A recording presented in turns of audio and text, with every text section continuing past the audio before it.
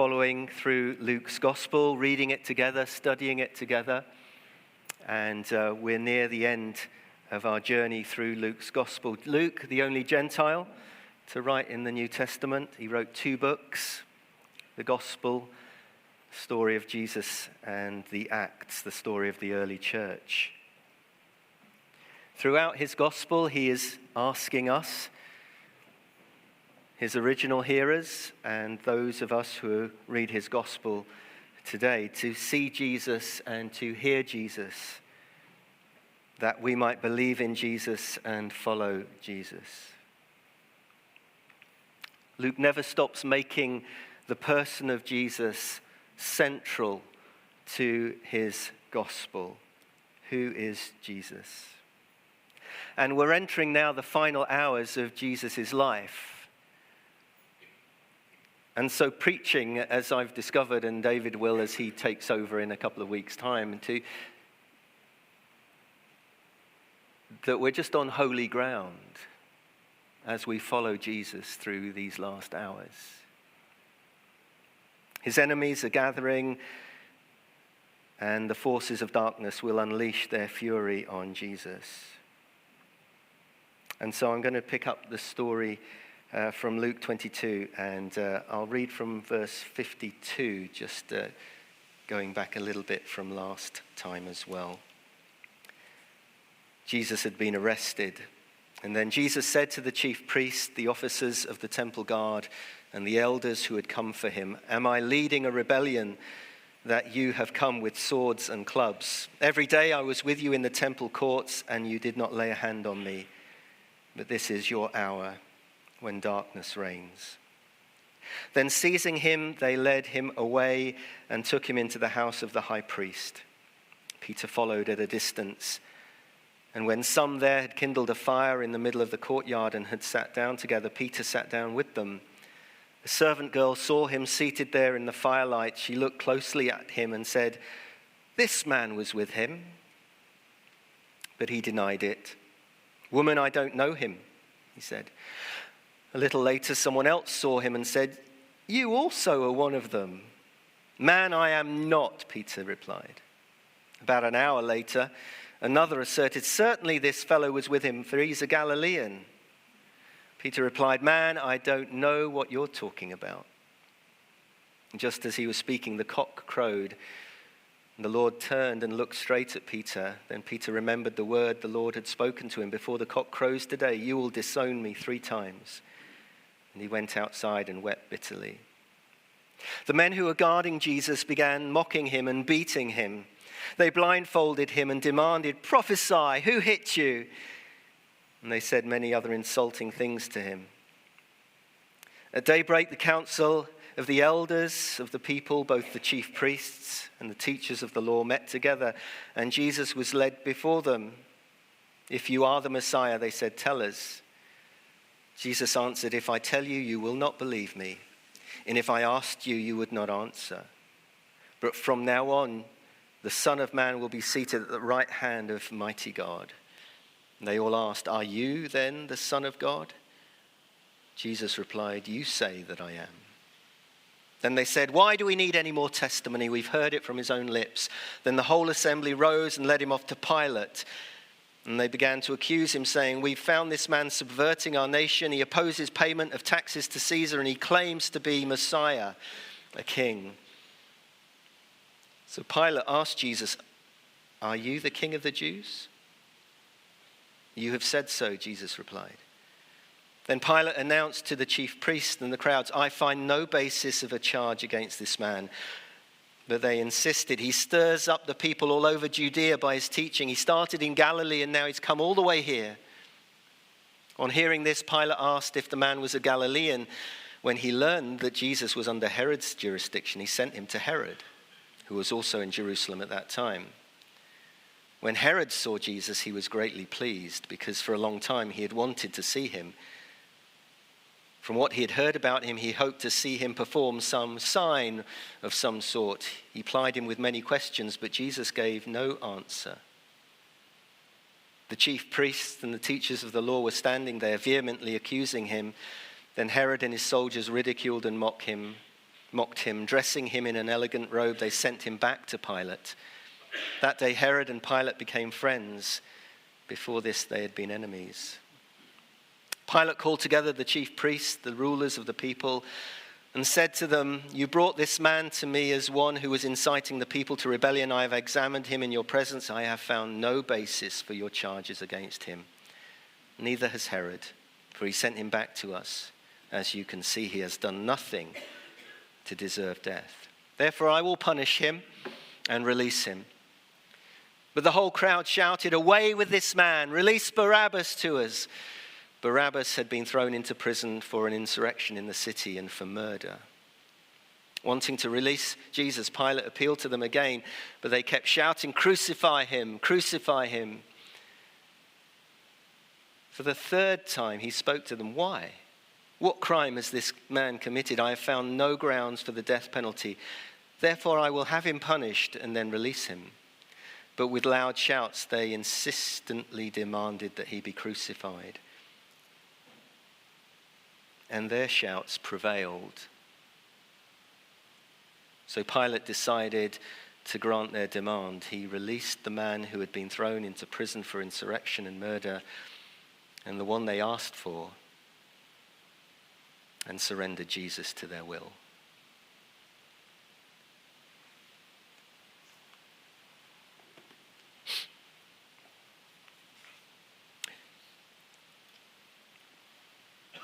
We all get angry, rightly so, at miscarriages of justice. If you think of some examples in recent UK history, are we not angered by the post office scandal? That thousands of people were sent to prison wrongfully due to a faulty software system. Peter Sullivan spent 38 years in prison for a murder he did not commit. And then you go back a bit, the Guildford 4, the Birmingham 6. But here together we've read of the greatest miscarriage of justice ever. We've been looking at the trials of Jesus. And Luke wants his readers, both Gentiles, he's writing it to Theophilus, who is either a person, most excellent Theophilus, or a group of people who identify as friends of Jesus. And to us, of course, he's writing, but he wants them all to know that Jesus was innocent, completely innocent, sinless. But he also wants us to know that through it all, Jesus was still in control. Luke records 5 of Jesus' trials that all prove beyond all reasonable doubt that Jesus was innocent. Actually, Jesus was put on trial 6 times in 12 hours. He had 6 trials in 12 hours. Luke omits the first one, which took place before Annas. And in John's Gospel, John tells us, John 18, verse 12 onwards, they bound him and brought him first to Annas, the father-in-law of Caiaphas, the high priest that year. Let me just for a moment explain a bit about the high priesthood, if you don't mind. You're looking glazed. It won't take long, honestly. The high priest was appointed for life. Annas, who is the father of Caiaphas, the high priest at the moment, was appointed in AD 6 by a man called Quirinius. Have you heard of Quirinius? If you've ever been to a carol service, you'll have heard of Quirinius. Because in Luke 2, when describing the birth of Jesus, that first census took place while Quirinius was governor of Syria. Annas was actually deposed by the Romans in favor of his son-in-law, Caiaphas. Caiaphas was seen as a little bit more pliable to the Romans. But Annas was still the big dog, the big cheese, the big high priest. He still called the shots, really. But he and his family controlled the religious activities, controlled the temple of God there in Jerusalem. They represented God, of course. And Jesus had come into conflict a few times with the priests and the high priests and their family, because he had taken, if you think of the harshest things that Jesus ever said when he lived, they were against the religious elite. Those who were supposed to point people to God and his love and his grace were making it a burden for people, putting obstacles in people's way, even turning people away. He called them sometimes whitewashed tombs. Often he called them hypocrites. That didn't go down well.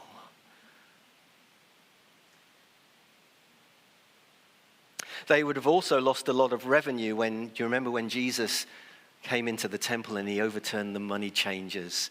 You know, they were making money out of religion.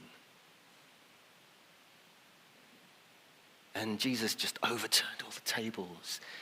You've turned this house, he says, into a den of robbers, not a house of prayer, which it should be. That did not go down well either with the religious elite. And they have been looking for some time for a way to get rid of Jesus, to silence him, to actually kill him. They had found a way. Judas had betrayed Jesus, led him to Jesus in the garden, and they had arrested Jesus. And I found it wonderful when we looked at that Jesus protected his disciples, because normally all those who had been around him would have been arrested and tortured maybe, but he gives himself up. The disciples scatter. But we're told in this passage, as we read it together, that Peter, remember Peter the rock, followed. He followed at a distance, and somehow he gains entry to the courtyard of the high priest's house. And his courage has taken him so far. He's right in the courtyard of the high priest's house. But it's there that his courage fails. And maybe you know the story. He's there by the fire, and one servant after another says, "No, you're with Jesus." And he says, "No, I'm not. I don't know him." 3 times he's challenged of whether he is with Jesus. They even pick up on his accent because Peter's a Galilean. He comes from up north. Hey up. Sorry, Judith, sorry. Anyone who's from the north of England. But he had an accent. It marked him out. You're a Galilean too. You're one of his, aren't you? He says, "I don't even know him. Don't even know him." And at that very moment, the cockerel crows, the rooster crows, and Peter actually sees Jesus. Luke records that he sees Jesus. Whether Jesus is being moved from Annas to Caiaphas, it's in the night time, but he sees, and he catches the eye of Jesus. Imagine that. And Peter breaks down and he runs out weeping. Peter the rock man. Peter had said, "I will die with you, Jesus. I will go. Don't matter if everyone else falls away, I'm going to go with you. I'll go with you to prison. I'll go to death with you." But when the pressure came, he denied him 3 times.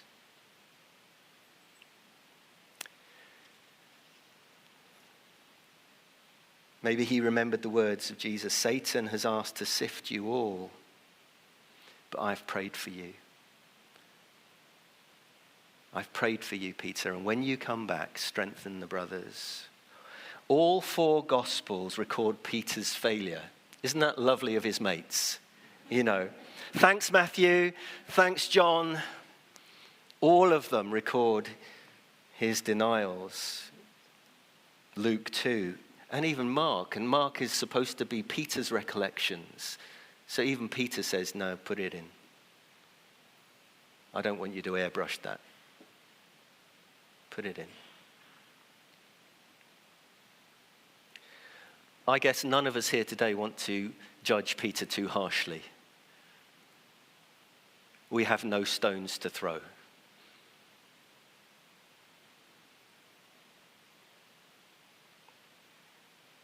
I know I have, and maybe you have failed Jesus in one way or another. But wasn't it encouraging when Jesus said, I've prayed for you? Peter is heartbroken. Imagine every time, I mean, if you've been to the Holy Land, the cockerels do crow. Every morning he would have been reminded, oh no.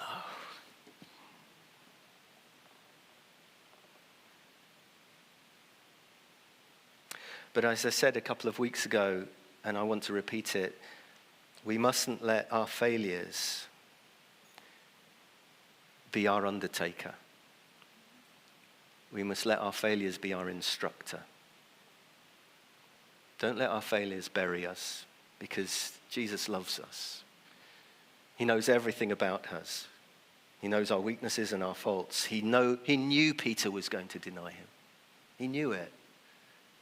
But he said, I've prayed for you, and when you come back, restore the brothers when you come back. So maybe it became something different for Peter. Rather than condemnation, whenever he heard that cock crow, he would remember Jesus has restored me. Peter, who had seen Jesus in control of the wind and the waves, he'd stood in awe of Jesus.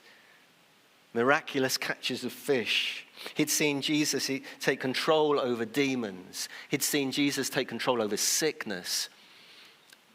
And within a few days, he will see Jesus take control over death itself.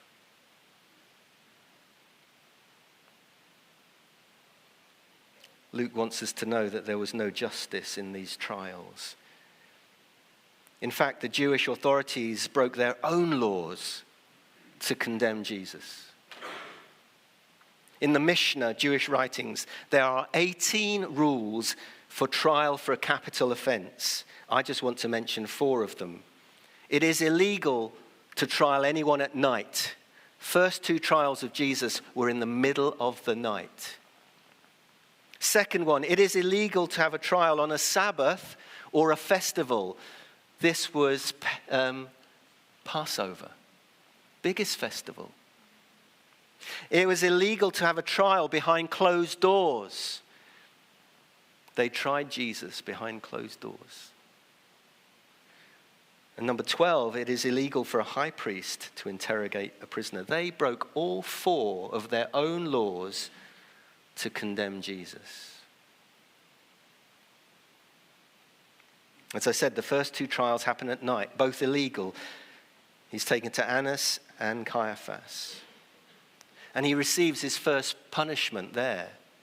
Before he's even found guilty of anything, he is punished. He is beaten and he is mocked and he is ridiculed. The irony is they put a blindfold on him and they start hitting him, and then they say, prophesy, who hit you? At the moment, his prophecy of Peter's denial comes true.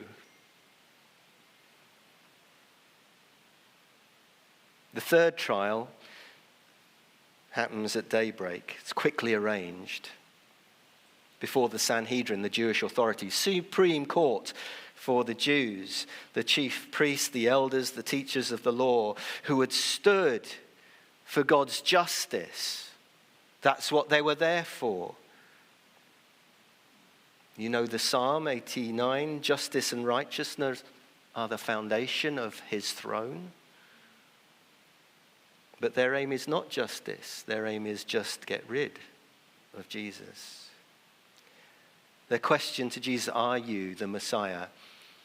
Messiah is the Hebrew word.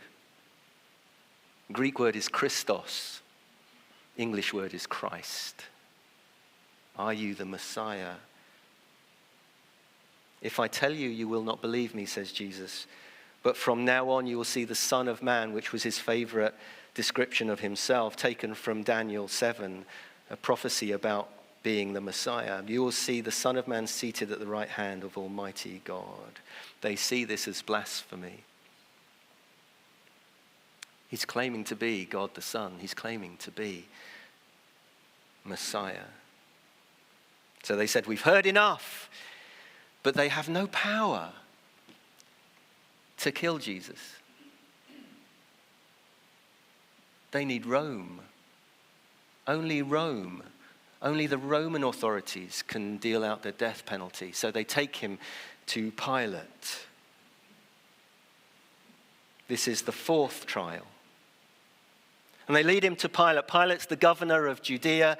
He's the highest representative of Rome in the land. He's in Jerusalem for Passover. His headquarters are in Caesarea. He loves it in Caesarea. It's by the sea. It's beautiful. He's got to be in Jerusalem.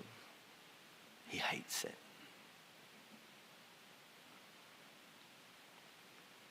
Pilate can see it's a setup.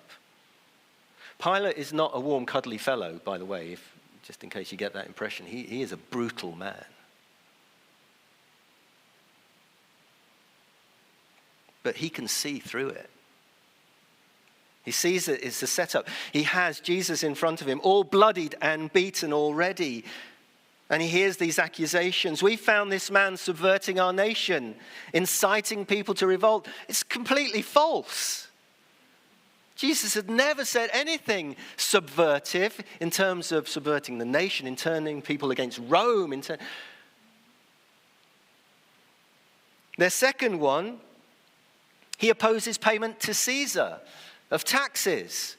Well, that's blatantly false because they'd actually asked him the question, hadn't they?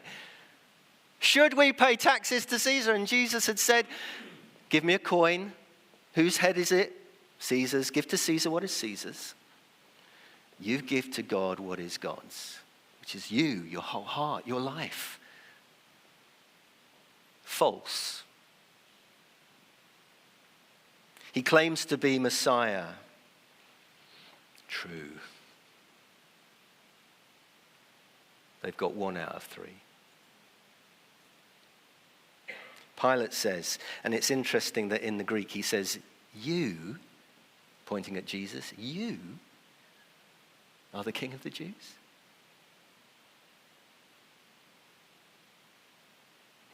I guess he might have been expecting some, freedom fighter, some terrorist. Here's Jesus, bloodied and beaten already. You, the King of the Jews?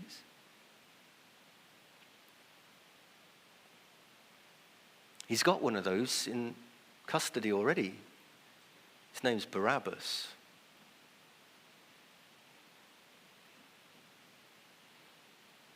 Remember Jesus' words when he's arrested. This is your hour when darkness reigns.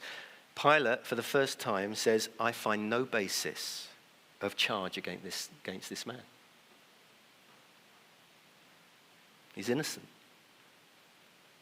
And they insist even more, and they say he stirs up the people all over Judea by his teaching. He started in Galilee, now he's come all the way here. And Pilate pricks up his ears. He says, Galilee? Pilate sees a way out. Well, if he's from Galilee, he's not under my jurisdiction. He's under Herod. Herod's the king in Galilee. Send him to Herod. Pass the buck. They take him to Herod. 5th trial. Herod's in Jerusalem for Passover as well. He's not normally in Jerusalem, he's normally in the north. And Herod's really pleased because he's wanted to see Jesus for some time because he's heard a lot about Jesus. You remember Herod? He was the one who had John the Baptist beheaded after a party. When Salome danced and he said, I'll give you anything you want. And she said, I want the head of John the Baptist on a plate. And Herod had given John the Baptist's head on a plate, beheaded him. Herod isn't interested in justice. Oh, Sky, it'll be okay in a moment. Herod's court is more of an amusement arcade. It's nothing to do with justice. And when he sees Jesus, he wants Jesus to entertain him.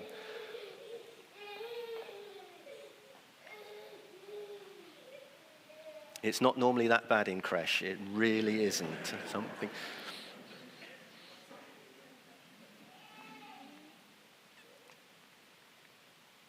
So Herod is not interested in justice. He just turns to Jesus, entertain me.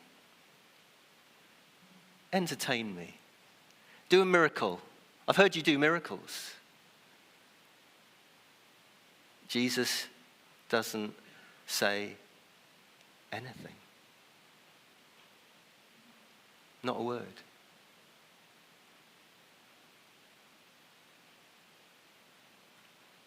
Fulfilled that prophecy from Isaiah, that amazing prophecy in Isaiah 53 that has so many fulfillments around Jesus' death. He was oppressed and afflicted, yet did not open his mouth.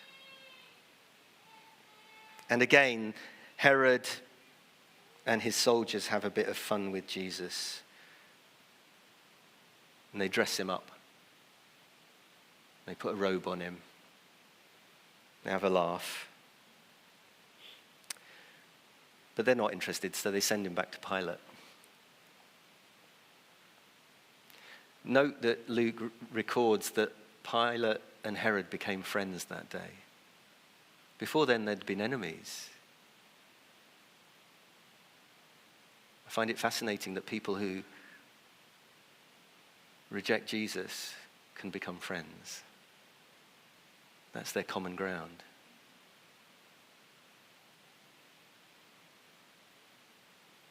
Sixth trial, back to Pilate.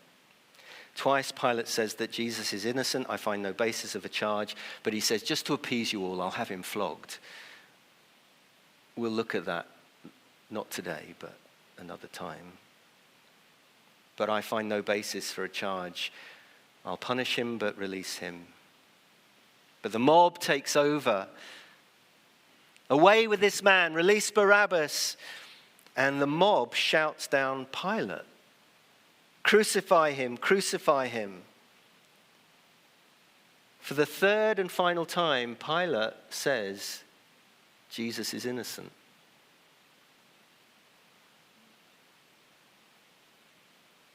But the mob gets louder and Pilate gives in.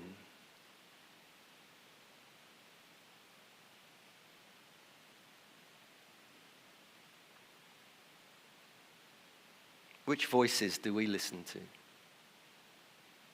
There are so many voices you can be listening to. Who are we persuaded by?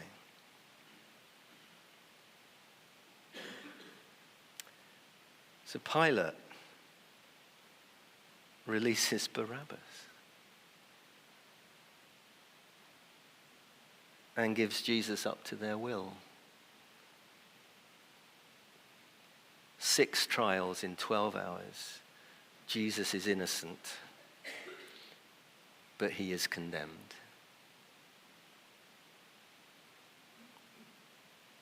But he is in control.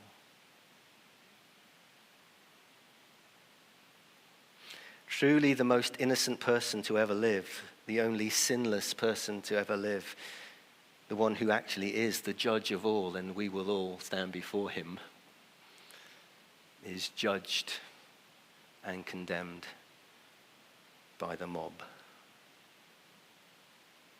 And the sinless Son of God will offer his life for us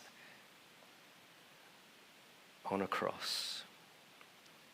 Because only he can take away the sin of the world, our sin. I say it often, I know that Jesus died for me. If anyone could have said that, it's Barabbas. If anyone can say Jesus died for me or Jesus died in my place, it was Barabbas. He gets to go free because Jesus takes his place. And isn't that the story of the gospel? In a nutshell, we get to go free because Jesus pays the price for us. Takes our place. And all rebels and all sinners are invited into the kingdom of God.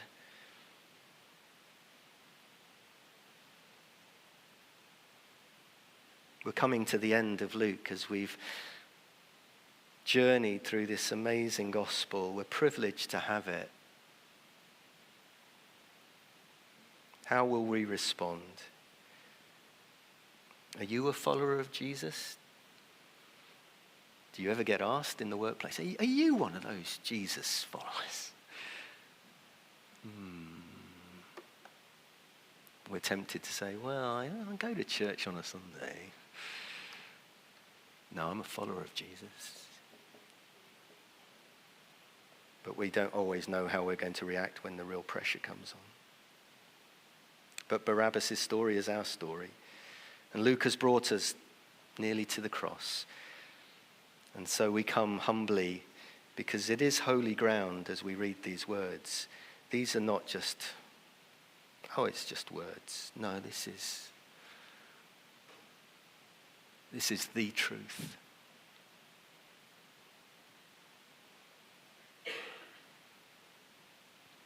So all we can do is worship, can't we? And say thank you to Jesus. So let's just be still for a moment. I'm going to ask the band to come back and lead us as we respond.